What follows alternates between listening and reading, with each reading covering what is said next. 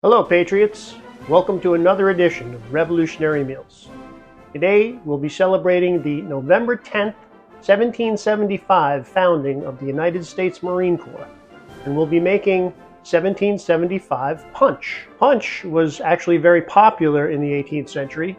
It was brought over by the British from India, and it is believed that the word punch is from the Hindi word panch, which meant the number 5, and because there were usually 5 ingredients in your punch: alcohol, usually rum, water, spice, sugar, and citrus. One of the important ingredients is going to be a black tea spiced syrup.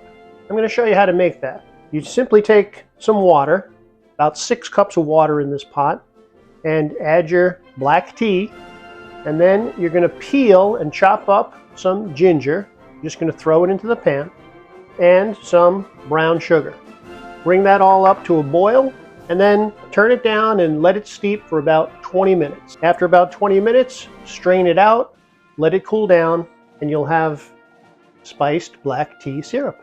To prepare this punch, you'll need a big pitcher or a punch bowl like we have here. I took some slices of lime and I froze them into these ice cubes. What we're going to start off with is 2 cups of gold rum. I'm just going to eyeball this a little and say that it's about 2 cups. Remember, this was something that Marines drank, so they were pretty tough guys. We're going to add a cup of pineapple juice, and that's about a cup.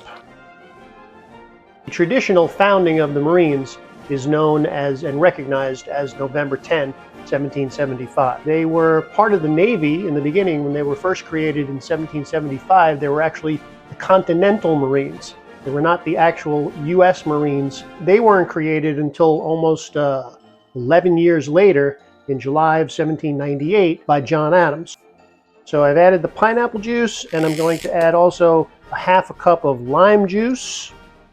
And then I'm going to add the 3 cups of this tea syrup. It's going to go in there.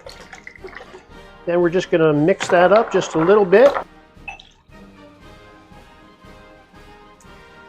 This is very good. I would like to make a toast to all the men and women who've served in the armed forces, especially the Marines. It's because of their sacrifice that we're able to say, tastes like freedom.